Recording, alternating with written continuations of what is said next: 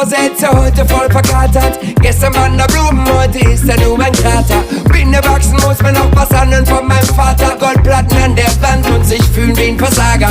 Tourenbar zu Europa mit sich streitenden Nationen. Das Klima mit seinem Sturm raus zu heißen Prognosen. Mein Umfeld packt ne Liste aus mit all meinen schlechten Seiten. Ich weiß nicht, wo ich hin soll und will hier auch nicht bleiben, no. Da kommt manchmal echt viel zusammen. Das ist manchmal so schwer zu ertragen.